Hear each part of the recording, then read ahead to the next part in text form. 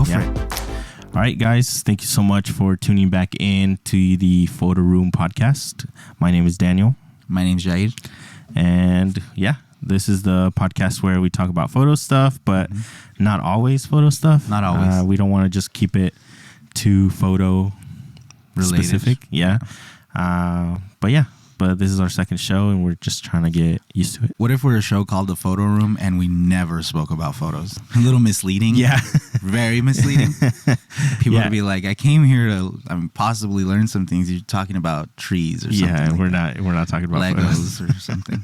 Speaking of Legos, I made this Lego plant probably like 6 or 7 months ago.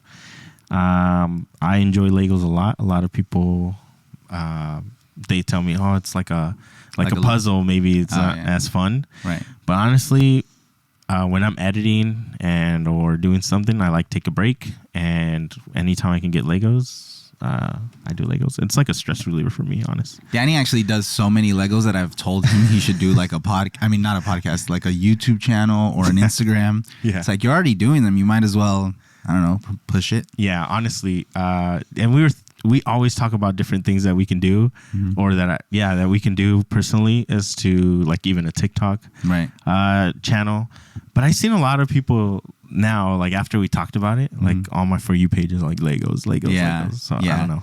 And you know what? I think, and that's probably like a good conversation, right? Where there's so many things that you could be just like interested in or a hobbyist in, and you can post it on social media, and for whatever reason it can pick up some steam. Yeah, it blows because there's a community for literally everything. Yeah, there's a community for photography, there's a community for Legos, there's a community for cooking, gardening, exactly. Like literally everything has a community, and it's an opportunity for you to kind of insert yourself in there and possibly be a big deal.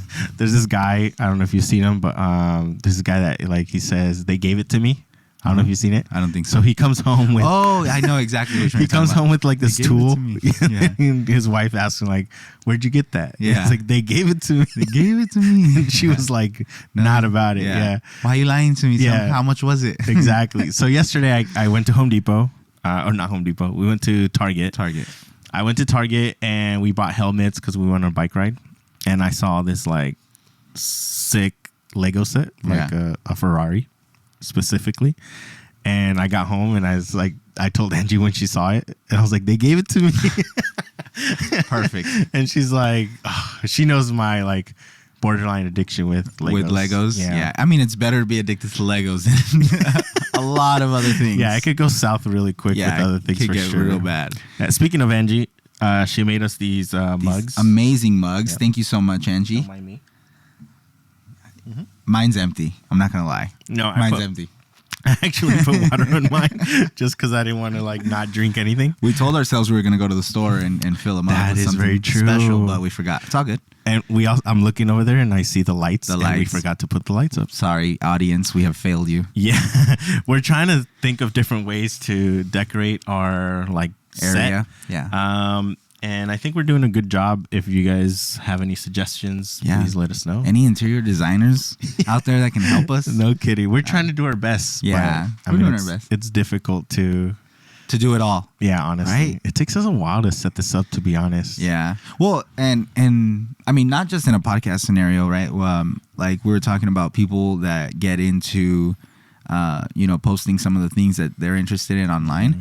Not everyone is a photographer, videographer, and some people are just like, I don't know, regular people and that don't know how to use a camera, that barely use their phone to take pictures. Yeah. And having to figure that out is probably like it's an uphill battle, I feel like. Yeah, I think when we first, it all starts with something, right? Like we were thinking we're just gonna do it at the house, and like we're gonna do like this whatever backdrop, and then you get into it, and it just like keeps adding on, and then we got to add something else. And it doesn't help that you are the biggest gearhead. So it's like Danny wants something and he's like, okay, now I'm gonna get the best one there is. I kind of find a way to do so, just because I've always said I never wanted my gear to limit me, if that makes any sense. Like if I want good audio, then I'm not not that I have money to do so, but I try not to cheap out right where we want good audio. Yeah. Or a tripod, those are like huge too. And yeah, just different things that I like to buy that will make my life easier and won't limit me. I think I'm for it. Yeah. So yeah. I remember when, like, especially when you're first starting, it's like easy to be like, well, if I can get this Manfrotto tripod for, I don't know, $500, for example. But then there's this other tripod that doesn't have a brand on it or anything, and it's $50. And so you're thinking to yourself, why would I spend $450 more for an object that does the same thing essentially? But the more you're into this, this career of photo or video, and you start thinking to yourself, okay, I get it now, right? Especially if you see the other, fancier stuff at work, you're like, okay, this is why people pay a premium price, because it's a premium product. Exactly. And I mean, you've done it, I've done it, where, obviously we have the opportunity to buy something that's way cheaper, but ultimately you decide to go the more expensive route, but the higher quality route. And it's like, okay, this is why, right? This is why the price point is where it's at. Yeah, the gear thing is one of those things where it could be like a topic on itself. Like, does it matter like what gear you use? Yeah. And no, when you're obviously focusing on that story, I don't think it matters. But when you're working with clients like we do, or you do more, you work with a lot of clients where their business, they have like equipment that obviously it's the best equipment they can own to do said business activity. Yeah. And for us, it's no different. I think one of the things, and I think I've told you this, is, if I have a $100 tripod, but I have a $1,000 camera, why put it on a $100 tripod or $50 tripod for that matter? Yeah. So it kind of doesn't make sense in a sense of how that works. Plus, it's cool when you walk into a building or like a set, and then everything's kind of like professionally, set. Yeah. And people can always, oh, dang. Yeah. It's like putting cheap tires on an expensive car. Yeah. It's like, why would you do that? Yeah, I know. Put some good tires on that. Yeah, put some good tires that'll last you for a long time. And that's the other thing, like longevity, right? Like if I have a really nice tripod, that we're focusing on tripods. I don't know why. But it'll sustain, and it'll lasts longer than buying a $100 tripod and then it breaks and you have to buy it again. So that's $200 already. You get your money's worth with that one-time payment. Because I remember I have my tripods. I've had them for like almost 2 years. For a while, yeah. And they look pretty good. They're solid. They're in shape for sure. So yeah, it's just a lot of fun. But gear is one of those things where I do obsess a lot over. Yeah. Probably too much, but I'm happy that, I'm able to, and I budget for it. It's not like I'm just, spending on Amazon. Like crazy. Yeah. I did though at one point, like when I was first starting out, I got into debt because of it. So I've been on that side where it's like, oh, I want, not necessarily need, but I want to have it.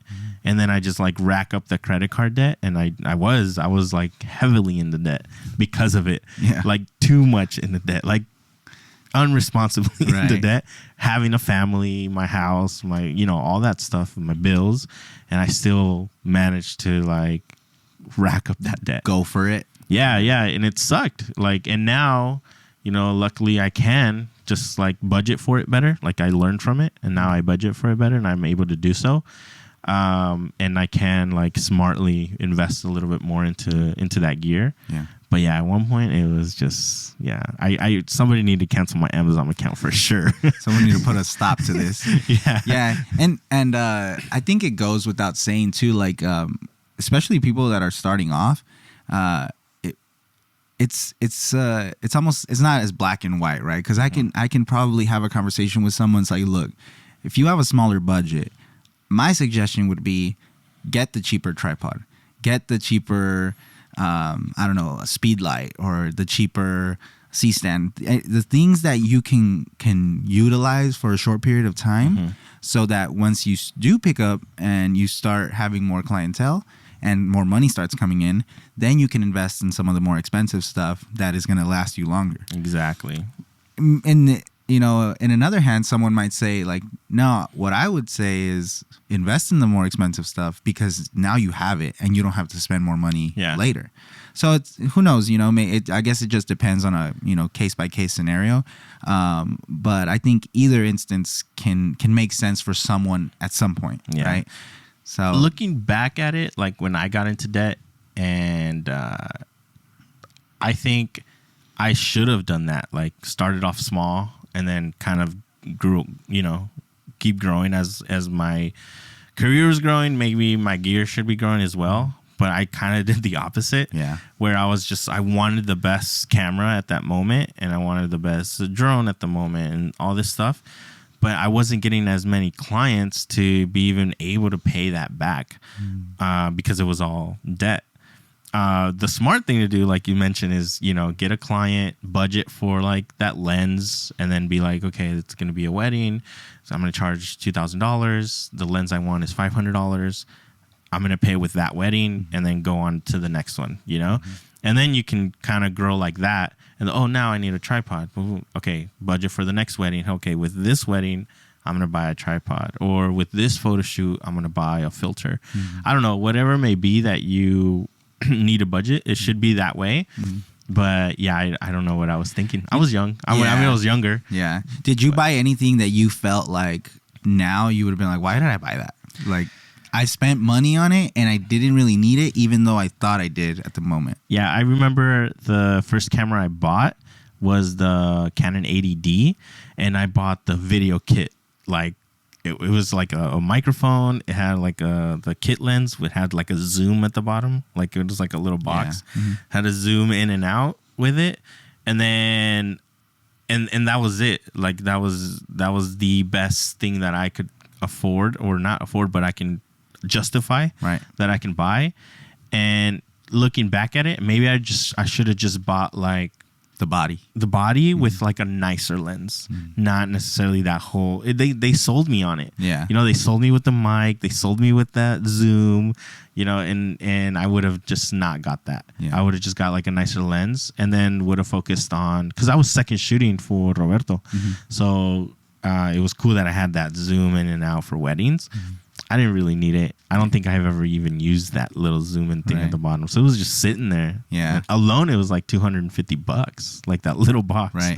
And I was just like, man, I shouldn't have bought this. But then I bought, it just kind of dominoed into like other things. And then I wanted a flash. Then I wanted a light. And then I just kept growing. Other things. I think when I think back on it is, I bought things that seemed like other professionals were using. So I purchased, you know, a few things, and I'm like, you know, looking back on it, I'm like, I didn't need that, especially at the time. Like, for what, you know?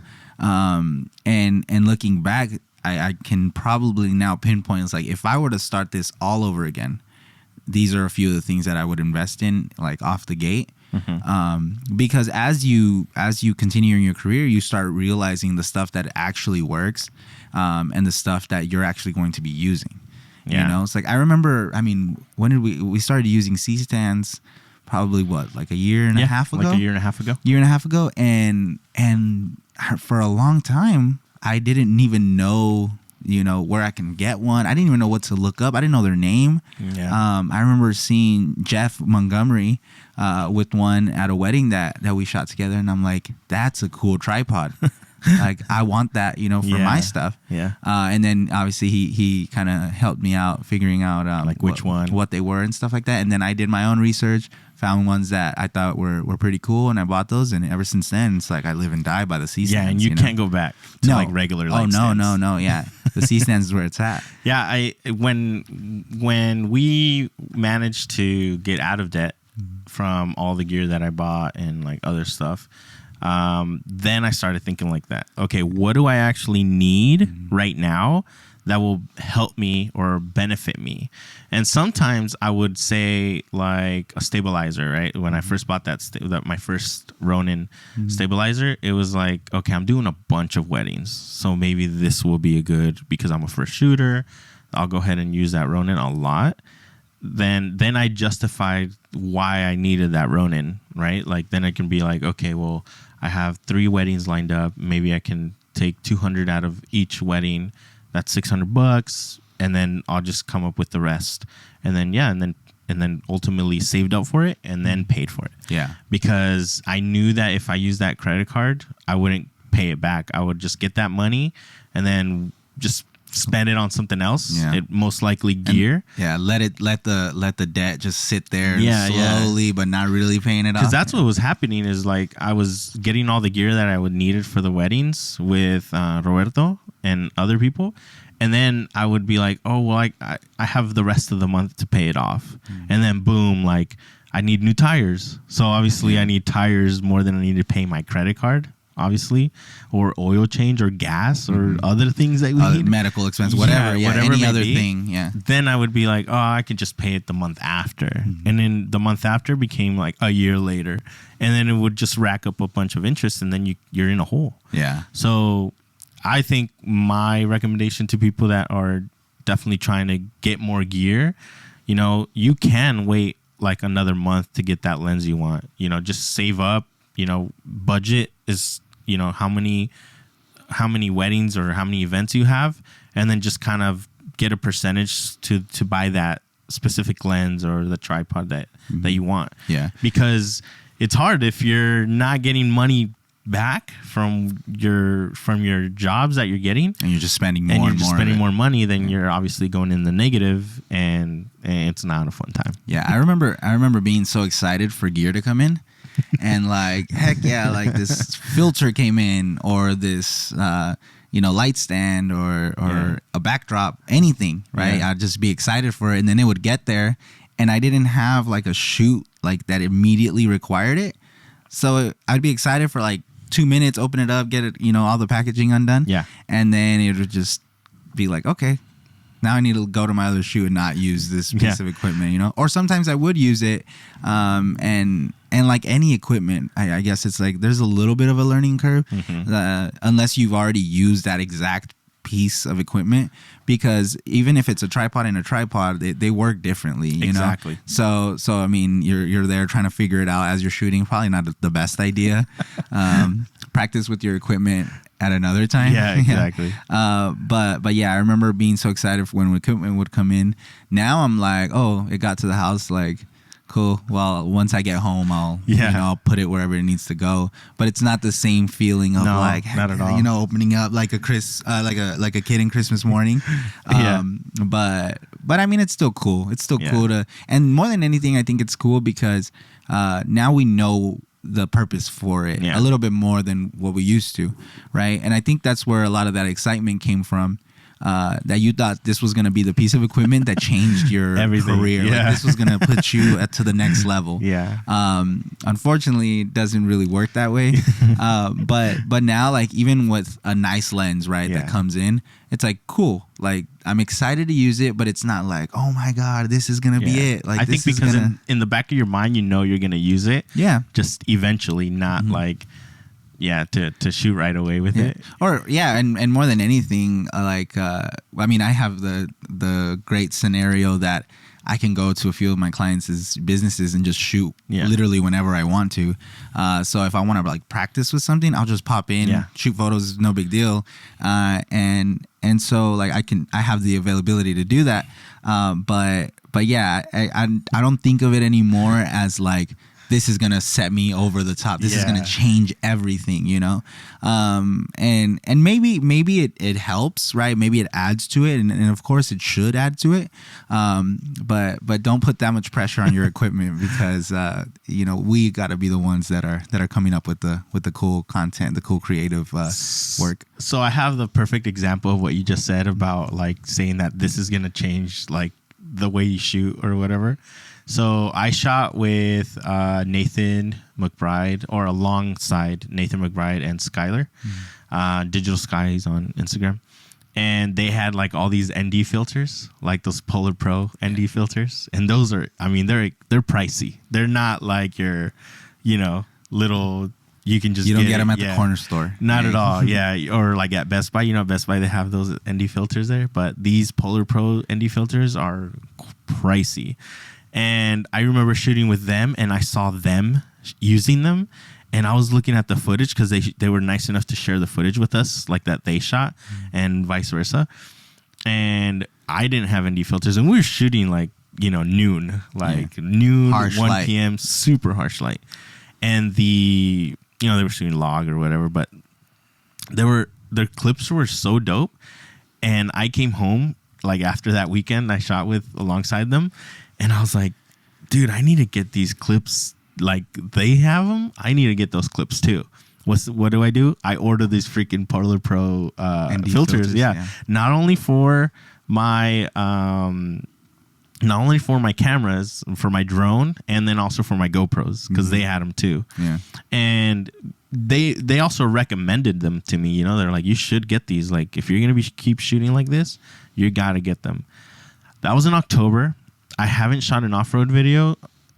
Well, the last video I shot was in January, but I went a whole 3 months without using these lenses, like these filters. You didn't need them. No, like they were just sitting there, and every time I opened up my bag or my Pelican case at the moment, I opened it and I saw them there. I was like, man, I'm not even using these, and I spent all this money on them. But I thought that it was gonna be like a game changer. Yeah. And then I shoot weddings sometimes, so it's like you only use them for the daytime, and sometimes weddings start like at 6, 7. The sun's already down, and now I'm not even excited to have them. I just like now you're just wasting time, or not wasting time, but you're like spending time unscrewing them and putting them back. Yeah, and then just space in my bag. It's like, man, I really wish I didn't spend that much money on something I'm not even using. Yeah. But again, if I did want to shoot, I could. I could. When I have like a time off, I can go and say, hey, let's go shoot at harsh light. And and now you have the availability to do it. Exactly, but we're so busy, we hardly have time to shoot a lot of stuff. Like, we don't have a dedicated time to like test things out. We should, right? But we don't. And part of that is because I do a lot of research. Like, I research a lot before I try buy them now. Like, if the Polar Pros, like I didn't do much research, but because they recommended them to me. But all the tripods I've bought, the lenses that I've bought, like they're strategically purchased because I can't afford to like spend that much money and not have it work for me. Right. know? Yeah. And I think that kind of hits it, right? Where it's like, is whatever piece you're getting going to make you money? Yeah. Or facilitate the act of working and making the money. Exactly. Right. So like, one of the reasons and I'll bring up the C-stands again. One of the reasons that I purchased those C-stands is because they're so easy to pop up. They're Kupo C-stands, and I bought them because they seemed, so easy to use. And sure enough, they're great to use. And I had already used a C-stand with you. I think you had got one before me. Yeah. And I remember the way that it's set up and the way like you pop it open. I like caught my finger in it, and it freaking hurt. Tripods hurt, by the way. It was a cheaper version of a Kupo C-stand. Yeah. So I found that one, and I was actually already gonna buy the one that you had recommended me, or that I had seen that you were working with, because I figured that's just how they are. There's no other option. But after doing a little bit of research, then I find these, and they're great. And dude, to this day, like they haven't failed me. Like these things are gonna last forever. I thought you were gonna say the way they looked. Oh, because that's the other thing too. Is like me. Like, I know you have tripods that are like red and black, and now everything has to kind of be red and black, or black at least. Yeah. And I'm the same way. Like, my tripods are black and blue. Yeah. But then everything else has to be black. Like the C-stand that I have, like I hate it because it's not black. Silver. Yeah, it's like silver. Like, and I don't like that. But I don't need another one right now. Right. But I could buy another one. Like, if you wanted to. But it's kind of those things now. And I'm like, do I need it or do I just want it? And part of that, when it's like just black, and because it looks cool. Like that's the other reason that we buy things sometimes is because they look cool. Yeah. And they all have to match. Well, I'll tell you what, like when I show up and I have to, and I have the need of setting, multiple C stands up and tripods and stuff like that, it looks good. Yeah. I'm not gonna lie, it looks good. And the client sees that it looks good. Same thing with the softboxes. Like the softboxes are all the same brand. And those are black and yellow. But they look good all together because now I know it shouldn't be this way. It shouldn't. Because if I have an Aperture softbox and then I have a Easy Glow softbox and one of them's black and gray and the other one's black and yellow, it's still a softbox. It's still going to do pretty much the same work. It's going to do what you need to do. Yeah. But I don't know. It's that thing with me, and I think people notice it. Yeah. I feel like clients do because I have clients that take photos of like the set, and be like, oh, shooting with Jair Delgadillo, and it feels good to get that, and it feels even better to see the photo they took. Yeah. And it looks good. Like it looks uniform. Yeah. Yeah. I think that's very important. Like even me, like my lenses, like I have the 7200 Sigma because it's black. Like I could buy the Canon, but they're white. Yeah. And it kind of annoys me a little bit that they're white. Yeah. Why did they decide to do that? I don't know, but it's also more expensive. Yeah, it's way more expensive. Not just a little. Like almost double. Yeah. The price, but I like how they look. I like opening my bag and like everything's black. I don't know. Yeah. It's Dude, just a weird thing. So for whatever reason, the 70-200 lens specifically, or actually I take that back. Any sport lens, any long lens like that, I actually don't mind it being white. Yeah. And having that, gray white look. All the other lenses, I feel like I'd be uncomfortable with them being a different color. Really? Unless you put like a skin on them and that's kind of your thing, That's true. And it's a different color. But yeah, for whatever reason, any kind of long lens like that, I don't mind them being that color. It's almost kind of cool because then it really shows you're using a native lens. Right? Like, that's very right? true. It's true. Like you're using a native lens and that's different. Yeah. And you know what, like you could get really great photos with the Sigma, for example, but you're using the Sigma and not the native lens. Yeah. And maybe you're just being a snob about it, right? Like looking at other people and like being like, oh, he's using a native lens on his, Sony A1. Yeah. Like that guy got some cash, and that never means that he's taking a great photo. It just means that whatever he spent on that was substantial. Yeah. Because you can have, the opposite, right? Where you're using maybe their entry level full frame camera, and with the Sigma 70-200 or the 100-400, for example, which is more budget friendly, and you're taking some great photos. So. When was the first time you kind of realized that gear doesn't necessarily matter? I imagine, because I can't remember like the day, right? Yeah. I imagine it had to be early on in my like career, because I remember getting a camera. It was a Sony A6500, and I had seen a review on it, and someone took some really great stuff, some great clips, some great photos. They were using, I think, like a Sigma 30 mil 1.8 or something like that, and I was using native lenses, which was a Sony, I think it was a 10-18 or 10-14, something like that. Oh, snap. Yeah, and then I was using a 18-105. So seeing their clips and seeing my clips, I didn't understand why they were getting that kind of that bokeh, and I wasn't. Yeah. Well, when you're using a f4, it's kind of hard, The only way I was able to achieve that is when I would use my 18-105, and I would zoom in a lot, all the way, right? Because then it creates that compression, Yeah. So that was like my workaround, but I wasn't understanding that, I wasn't understanding the difference. Obviously, you further your career and you start learning, faster, lenses, shutters, or f-stops, all these things, right? Yeah. So I think right there, I thought I figured it out, right? I thought I figured it out because I'm like, wait, but they're using the same camera. Like it doesn't, it's not the camera really. Like I have to learn how to use it. Yeah. Obviously it was a combination of the lenses I had available and not knowing as much. Yeah. Right. I think another thing too was when I got a gimbal, I thought like this was it. I'm going to be making some freaking award-winning movies now, and it was an entry-level gimbal, and it worked for me because I had a compact setup. I forgot about that. Yeah, and so come to find out that has a learning curve too. You got to learn how to use that, and it's just not a snap of a finger. Exactly. You have to really practice with it, use it, mess up, figure it out, and get good at it.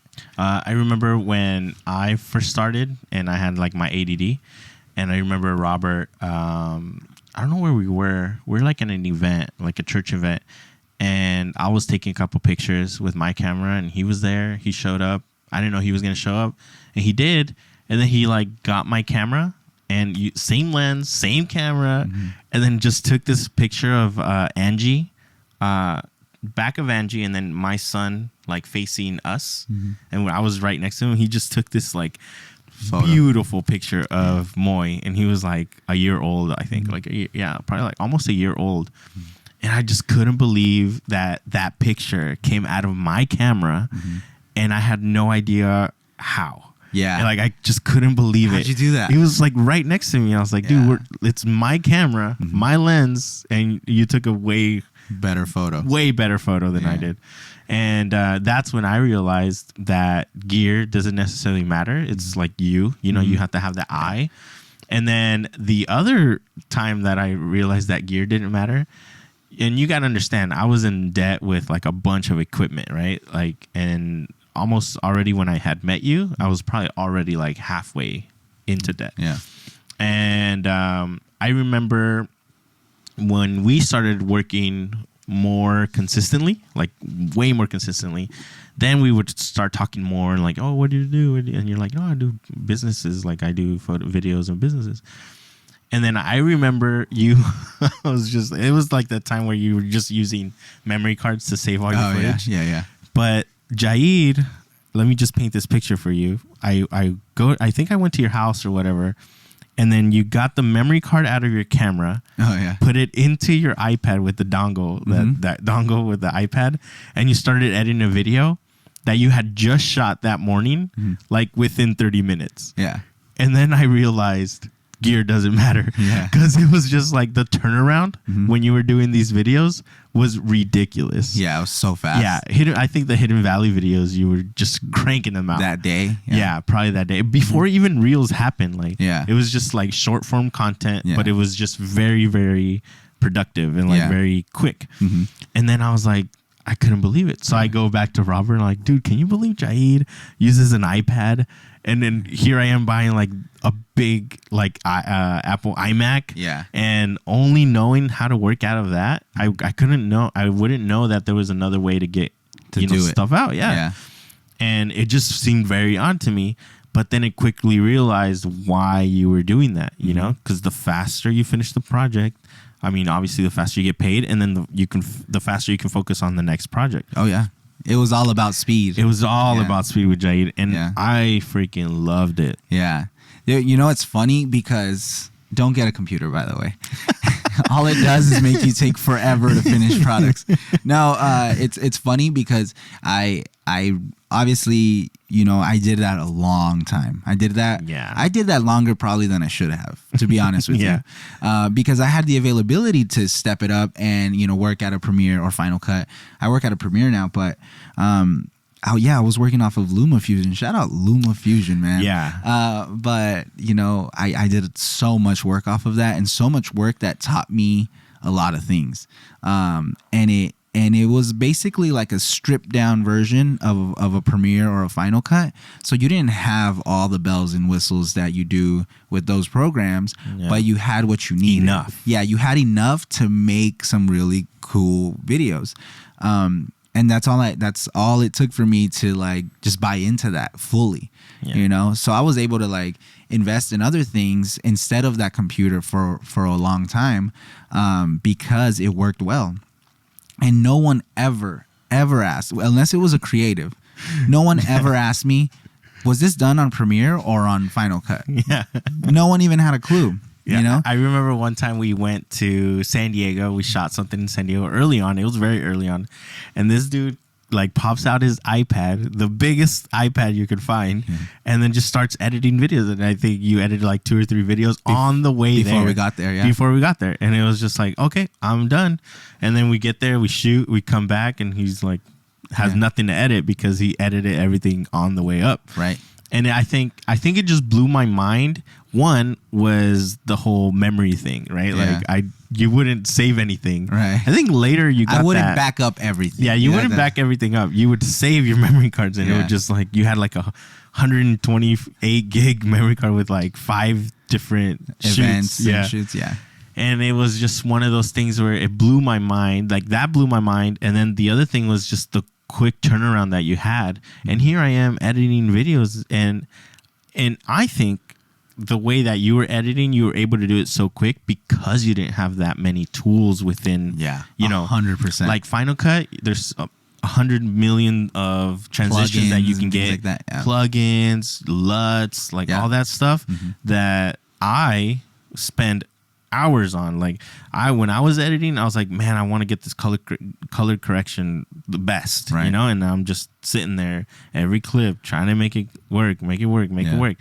But with you, I think what helped, and correct me if I'm wrong, but you already knew how to shoot, what you were going to shoot, and you already thought how you're going to edit it, that it was just the quickest workflow at the moment possible. Yeah, 100%. So like when I would go and shoot, I already would think about how I was going to edit it. Yeah. So that was a benefit too. It's like, because there's editors out there that get the memory card from, you know, whoever shot it, and then they just start editing. They start studying the clips, what they can do, and go from there. But obviously I was doing everything. So I would shoot it, and as I was shooting it, I was already having the idea of how I was going to cut that. Exactly. And another thing too, and some people might say like don't do that, but like if I took a clip that I knew I wasn't going to use, I'd delete it immediately. Like I wouldn't waste time keeping it. Yeah. You know. So going forward, when I would go edit, I would already know, what was going to work and what wasn't. And not with every clip, right? But most clips, I already had a good idea. Yeah. So. And back then, I mean, you weren't even doing reels. I mean, reels didn't exist. Dude, you know what's funny? I did like a 16:9 video, right? And so, in Instagram when people would, or people still do it, but like they put borders so that it fits, the photo fits. Yeah. It's like you realize you could just pinch it and it'll fit right, but that's beyond the point. So I did that, and I did it for a Hidden Valley video, and I just messed around with it, and I was like, that would be kind of cool, like having the experience be vertical like that, like a story would be. And I don't know if this was already past the stories, like stories was already a thing, but I made it a post with Hidden Valley, and I remember, and I still think about it now, of like that was like kind of like a indirect, reel, right? That I didn't even know at the time was going to be a thing. Yeah. And then I remember another client, like reels was like barely gonna like enter the realm, right? And I'm like, this is perfect. It's a highlight reel, like in an IGTV setup kind of thing. Yeah. And so I made one, and I remember it got a lot of good traction. And I shot that one just on my phone. I could have shot it on my camera, but since it was like gonna be like a new thing, and my idea of it was the rawness of a story, like a boomerang or just like a little clip. I'm like, the phone would make sense to use instead of my camera that's in my bag, with all my gear. And so, I just took it with my phone, and they got a lot of good feedback from it. And it was super early on. I think the other thing, too, the advantage of having it vertical is obviously what they say with Instagram, it'll fill up your whole screen as you're scrolling. So that's obviously the other benefit of making a vertical clip. But I mean, I remember you doing those videos or those types of video very early on, especially with Hidden Valley, because I mean, that's who you would shoot with. Like, the most. Yeah. And you're always there anyways. So, but yeah, man, that's so interesting how you kind of did that. So when you were shooting and editing on your iPad and all that stuff, sometimes on your phone, it was crazy. Oh yeah, because Luma, it works the same. It's just smaller. It's just smaller. Just smaller. And what made you kind of jump into now doing it on Premiere a lot more? Yeah. Well, part of it is almost like I don't know. It's almost like a rite of passage. Where you kind of have to. Yeah. That's what I thought. At least you kind of have to do it like that. So, funny story that this morning I had to edit a video for a client. I could have easily done it on my iPad or on my phone, but I do it on Premiere because I feel like there's still a lot to learn that I can learn there. That just practicing shortcuts and things like that will benefit me in the long run. And I can't remember the last time I edited a video on my phone, to be honest with you, although I can easily do it. But jumping to the Premiere was definitely like one of those things of like I need to get there eventually. Right. I can't just be constrained to this because there were constraints. It wasn't just all fine and dandy. Like I couldn't use like things like warp stabilizer, which is huge. For especially when you have a great clip and you can't utilize it. I remember having to can some clips because they were a little too shaky for what I wanted, and it's like, well, unfortunately, I can't use it, even with slowing it down and things like that. So that was one of the reasons. Obviously, like the color grading, the way we shoot now is a little bit different than how I used to shoot, because I would shoot with the intent of just cutting it, and that's it. There was no color grading. Sometimes I would add like a little bit of a LUT that they have there. And it's just one of those things where it's like, okay, now I have to kind of expand from here. And obviously I have since then. And I mean, I think about it now, there's things that I could, do and then just have that quicker, turnaround and stuff like that. But think about the way that I do things now, where it's like, I have to back this things up anyways, right? Yeah. So the memory card's inserted into the thing, and my hard drives and all like that, and all those things like that. And so everything gets backed up there. It's all stored there. The camera, the memory card comes out, and it gets what do you call it? Formatted. Oh yeah, it gets formatted, right? So now it's my workflow is different. Yeah. So that's part of the reason why I don't work the way I used to work anymore. And that's what I was going to say. I was going to say that your workflow, like when I started out, my workflow is not the same now as it was when I was first started. Like my workflow now is very complex. Like I have so many clients. It's easier for me to do it. It was always easy for me to always just see it on the computer and like, okay, this is this client, this is the date we did it, and then kind of storing everything. I try not to have a mess. I do a year, month, day, and then client. You go through like everything. 17 folders just to get to the clips. Yeah, I try not to. Like now I got better at it. I started doing like the year, and then I would do photo shoots and then client name. Yeah. And that was it. But I used to do it, year, month, day, and then client name. Wow. Because sometimes I would have 2 or 3 clients in one day. Oh, gotcha. But then I was like, why am I putting the dates? It's not like I'm going to be like, oh, yeah, I shot this on this day, February 4th. Yeah, exactly. I just do client name. And then what the project was. You don't do year? No. So how do you know like to erase people's stuff after a year? I'll go, if I go to a client and I see that I've had their stuff for forever, I'll delete it. Like, really? I know what I need and I don't need. So like there's particular clients that like if I've shot something and it gets accepted and everything like that, right? I don't need anything else from that. Right? So you just erase it. I can just erase it. The benefit is I have dedicated hard drives for particular clients. Okay, yeah. So I don't need to erase things that I shot last year. There's still plenty of space, So that's one of the benefits of having the gear and the space, the memory, all that stuff. Where it's like, oh, you want something from 2020? Like it's still there. Like I don't have to worry. Like with that particular client. With that particular client, right? Because I have plenty of of storage space. And that's a huge obstacle you had with the iPad, huh? Because it was only like what 256 gig or yeah. So like working through there was I had to manage that too. like yo, you accepted this. You don't need anything from this because it's gonna be erase. gone. Yeah, it's going to be gone. And deleted. But again, I was in a special position of working with clients consistently that I didn't really need any of that stuff. And then you would shoot again like the following week with them. So it was like, always like worst case scenario, you'll have things every week. Like, you'll have clips from every week. Like, that's so funny. I bet whoever's watching and they're like super about their storage, they'll be like super stressed out that you all had it in your memory cards. Oh yeah. I know. Don't worry. I made it out alive. Yeah. And it goes to show it's like, there's recommended ways to do things. Like it's not always the only way though. You could do whatever you want. And I think, and that's what I love about photography and videography is that there is no right way. Yeah. Right. Like, you can have somebody that has 100 memory cards and they know how to file them and they just take works care of with it. them. And it works. You got to find out what your workflow is. Yeah. Like you can see people's workflow like on YouTube and things like that. Mm-hmm. But until you find your own workflow and what works best for you,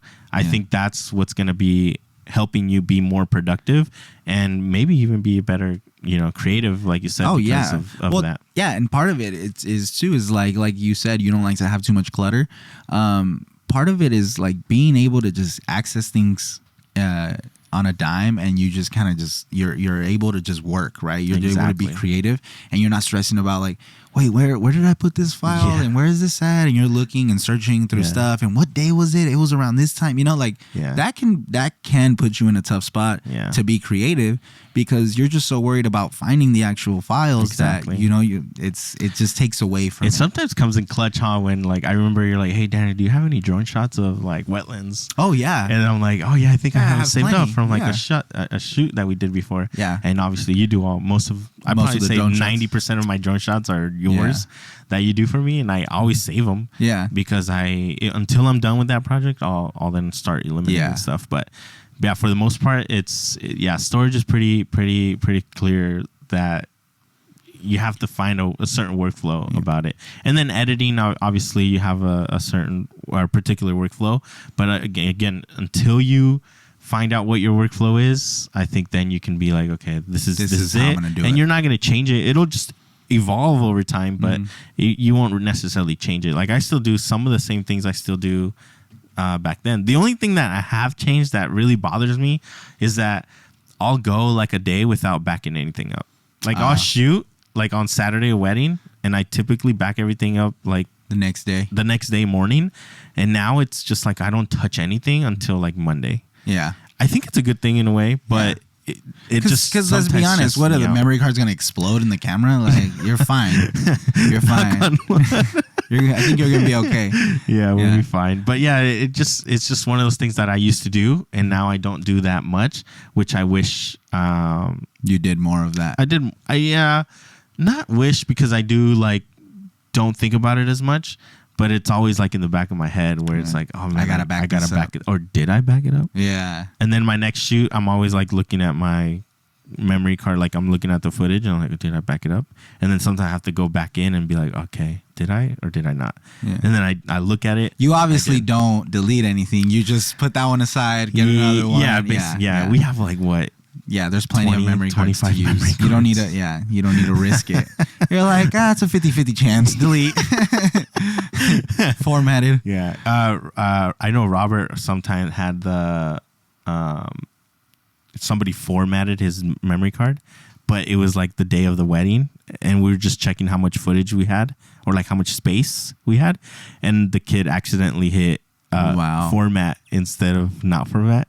Dude was almost crying. Like he almost cried because he was so scared that he eliminated all the footage. Yeah. Luckily SanDisk, they have like this website where you can like recover it, and they give you like a code, and then you can go on that website. You just can't touch that memory card again.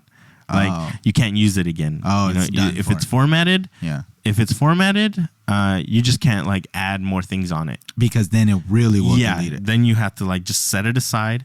Then put it on that software, and that software will recover it. And they do a really good job. They have like a 80% recovery rate or something like that. That's cool. Pretty high. Probably even higher. Yeah. But he was able to manage to get all of that footage back. Wow. It was just so PSA, if you happen to format and you're using a SanDisk, maybe other businesses have this, right? Maybe other card There's companies. recovery companies that they do it, but they're very expensive. Oh, okay. So don't take another photo or video because do then not it'll really be even gone. look at it. Yeah. Hide it. Yeah, it's crazy, but it's fun. I'm always happy to talk about gear, but kind of the first question, does gear really matter? I don't think it does. No. I just think that you have to really practice and like practice your craft, and it'll get better no matter what camera you have. Mm-hmm. I know you started with the 6500s, and now you have the A7Cs, and obviously it's a way better quality, but you still love your 6500s. Yeah, they still work. Yeah, for sure. I mean, if I need multiple angles and stuff, like, yeah, exactly. It gets the job done for sure.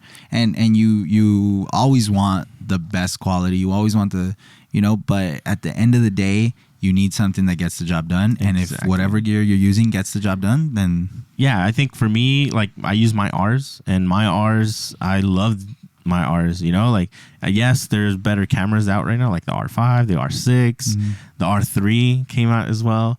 But for what I do, I honestly don't feel like I need more. Yeah. Like, I'm happy. And they work out great. They honestly work great. They look good. Yeah.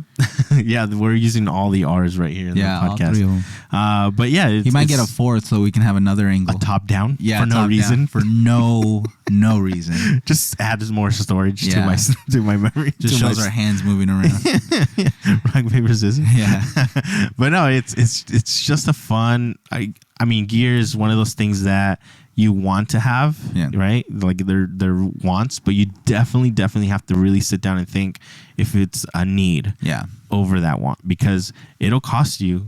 It's a huge want. Yeah, they rack up quick. Yeah. It's not cheap. They rack up quick. Huge want. And make sure you're using it, like I told Jaid, like, hey man, we're gonna do this podcast, we're gonna do it, but we have to shoot. We have to do it, yeah. And one of the things that you taught me, and you mentioned a lot, was even when I'm still doing my YouTube stuff, at what point is it worth your investment, right? You're investing a lot of money into it, a lot of time into it.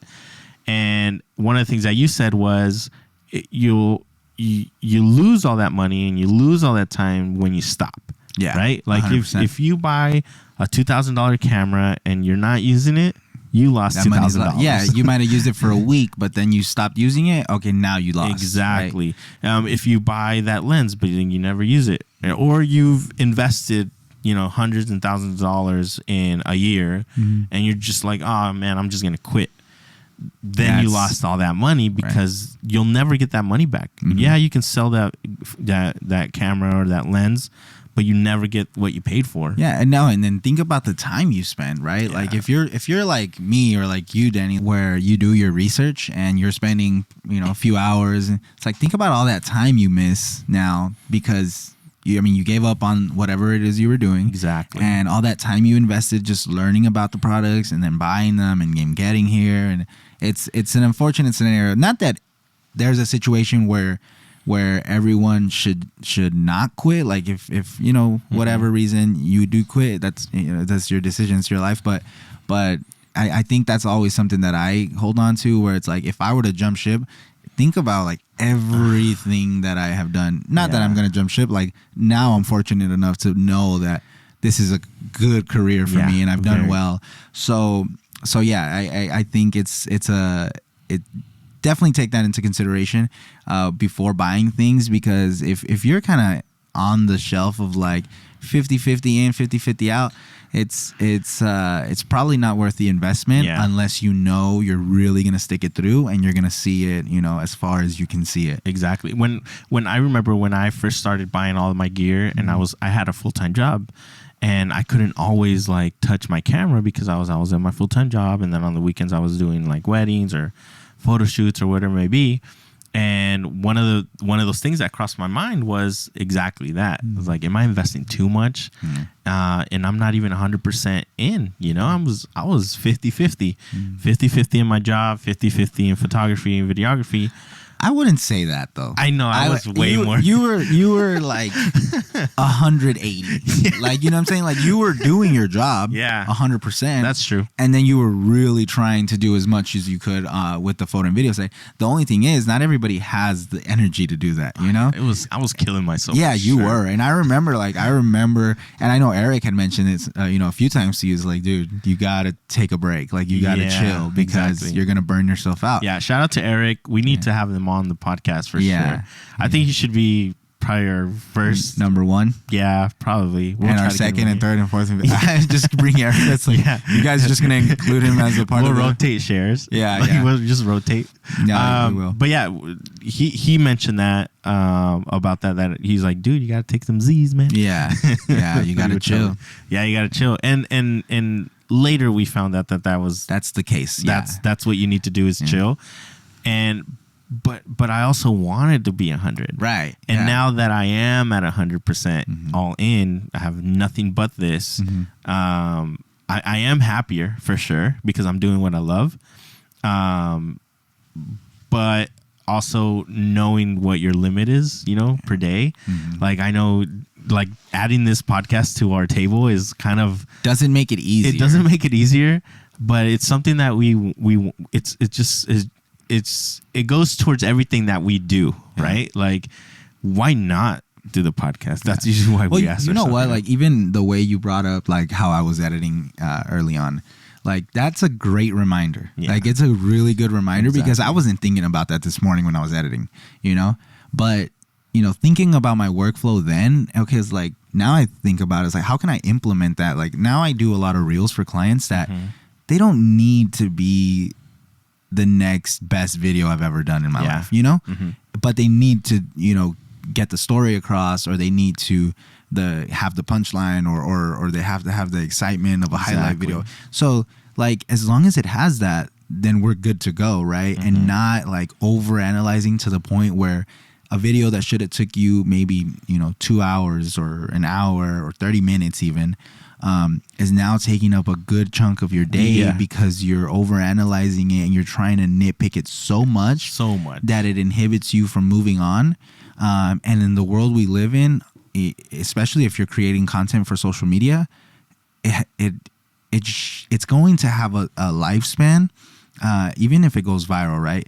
It's going to have a lifespan that's going to probably be shorter than what you're thinking when you're editing it, right? Yeah. So, and I get it. You want to put the absolute best product out that you can do, and that's 100% fine. But there is a balance with, if you're creating something that lasts you a week's time to do, and you're just doing that, and you're solely focused on that, then it has to be a big project because you're missing out on a lot of other opportunities, a lot of financial gain if you're only doing that. Exactly. And don't get me wrong, if you're a movie director, for example, it's a big project and it's going to take 2-3 years of your life or even more, but it's a massive project, and this is what you're going to get paid off of, and it's going to be worth all of this time that you're doing. Then by all means. Yeah. But if you're making a reel for Instagram or a TikTok for a client that all it needs to do is show an unboxing, then be smart about it. Yeah. You don't need to be there all day, all night trying to figure it out. You can do it in ways that it's going to be way faster. Yeah. And part about it being quick is just know how you're going to shoot it, so that when you do shoot it, you have the clips that you need, and not just a bunch of random things. Yeah, when you're editing, that doesn't work. You can see, okay, this is the flow. Yeah. Another thing I want to add on to that is, like, when you're editing that video and you're done editing the video, be done. Yeah. Like, export it, because then you're gonna, like, see it again, see it 100 times more, and you're like nitpick your own. And we're always our worst critics, right? Like, we always want, we should have done this, we should have done that. Like the other day when I did that traffic video and I added my voiceover, and you're like, oh, the voiceover could have been better, but it sounds great. And I'm like, yeah, dude, but I'm just done. Yeah. Like, what I say, I'm like, fair, you're done, dude, honestly, and that's it. And yeah, it could be better, but sometimes it has to be good enough. Yeah. No, that's it's true, dude. So I put out a video not too long ago, and I had to mask some things, right? Mm-hmm. And there's a little bit of the mask that cut a little bit of a shoe off, right? Yeah. You got to think this is for a reel that lasts 7 seconds total. Yeah. And the portion where that came out is splits of a second, right? Yeah. It's not even a full second. You blink, you missed it. Yeah, you blink and you miss it. I noticed that after the fact. And I was like, how did I miss that? Yeah. And I'm like beating myself up over it and thinking like, dude, like you're better than that. You know, like you could have. Yeah. And it was an honest mistake. Like if I would have noticed it in the editing process, it's a quick fix. It's an easy fix. I could have fixed it and, you know, snapped my fingers. After it's posted, there's no fixing it, right? No. It is what it is. I get a text later and it's like the video is blowing up, like it's awesome, like this is the best video. It's like you know, so much traction, like this is great. Yeah. And me still nitpicking the fact that like that's great, I'm glad. Yeah. And then like I saw the client face to face and I was like, did you notice that, you know, this and that?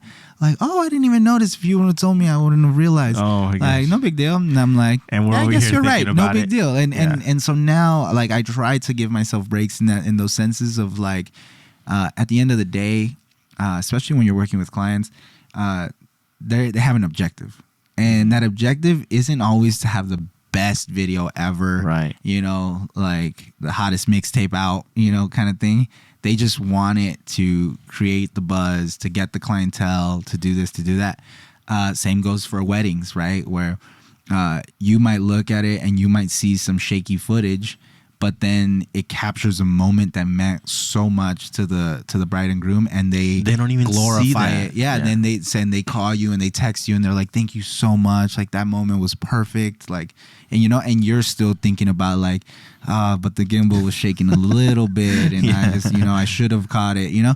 But it's hard to not think about those things that you could have done better, which is awesome, right? You should learn from your mistakes and you should double check next time it comes around. But the reality is, if it happens, don't start digging your grave, because you're going to be fine. The clients are going to be fine, and your work is going to be fine as long as you just keep moving forward. Because the worst thing you can do is keep yourself there and beat yourself up so much that you don't want to go record. You don't want to go shoot photos. You don't want to, you know. Or you're like, scared that it'll happen again. Oh yeah, you're so scared it's gonna happen again that you just don't want to do it, right? Exactly. It's like, no, like by all means, like even more reason you should go out and do, you know, whatever you messed up on, so that you can get better. And now you know one thing, and as long as you have an idea on how to fix it, you just continue down that road, right? Of progressing in that area. Part of the biggest reasons, like now I have like commitments with clienteles, with like business clients, is because I want to get to learn their business before shooting it, or as I'm shooting it. And an hour of prep isn't gonna be enough to really get down to the nitty gritty. Exactly. Right? So like I if I have a 3-month commitment with somebody, I know by, you know, week 2 I'm gonna have a lot more knowledge, and week 3 it's gonna grow, and 4, you know. And so now I'm now learning the ins and outs of what they do, and I can help them highlight all those things. Right? Yeah. When every rock is unturned, then you can definitely find out more about that business, make them a better video or photos or whatever they need, and then it helps your workflow. Yeah. Oh, of course. Everything. Yeah, of course, because then you start kind of getting a style for what their content is going to look like, and now you can shoot for that. Yeah. You know, and then you get there, and if it's working, you know, you don't have to reimagine it all and flip it around and upside down. You can continue to do what's working, and then add, you know, the new things, different ideas and different styles. But you can continue to just do what is working and what you have learned that has proven to be good for the client. To be good for it, yeah. Man, that's awesome. That's so interesting. But yeah, we can keep talking on and on about this gear. But yeah, I love the conversation we had today. Gear, definitely not as important as you may seem. Yeah, a little bit of workflow. Save up for your gear. Yeah. Workflow will change, but you definitely have to find one. And then don't stress over it, man. Yeah, just keep going. Yeah, keep just shooting. keep going, keep shooting. Keep on clicking. Are you gonna make that a thing? I don't know. You know we should make a thing? What? Rock, paper, scissors at the end of the show.